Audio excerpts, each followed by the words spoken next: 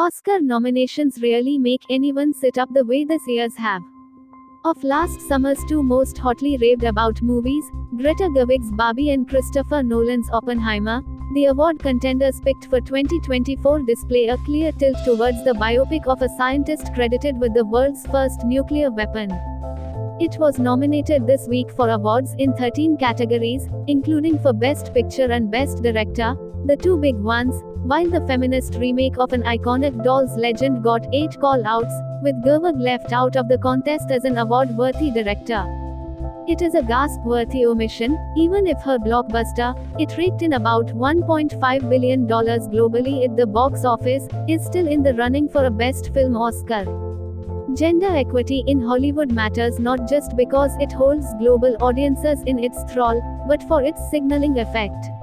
It is a creative industry in the world's most advanced large country, and to the extent creativity needs a storm of diverse ideas, it's easy to assume it must necessarily stay open to all forms of diversity to thrive. As worthy cinema goes, Oppenheimer has obvious merits. On gravitas, it's up there. In its depiction of how America's Hiroshima bomb of 1945 came to be, it doesn't merely remind us of why the doomsday clock is only 90 seconds to midnight, it also gives us an inner view of the physicist's moral dilemma.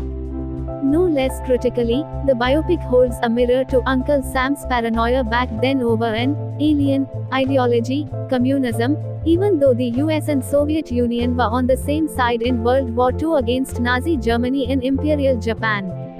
In Nolan's look back, a suspicion of red sympathy in US academia almost stalled its spectacle of power. From this angle, the film may be taken as a warning of how a country's self-interest could fall victim to nationalism gone awry, which remains relevant today as polarized politics reduces academic space for dissent.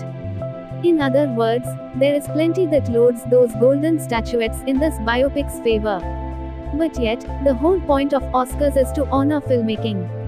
And Barbie was Hollywood's breakout smash. Not just as a blockbuster, but, above all, as a work of art. The very goal of Gerwig's comedy glowed with novelty.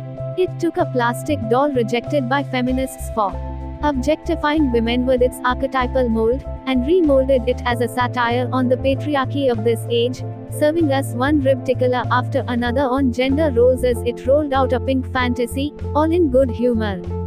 It's bold and out there, this romp, not least for how elegantly it goes meta-fictive with a few spoofy jokes at the expense of its own gender activism too. Pack a movie hall with women on one side and men occupying the other half, and a screening would probably get laughs all around. This merits an ovation in itself, for it takes artistry for a flick to reach across the aisle with a well-packaged message.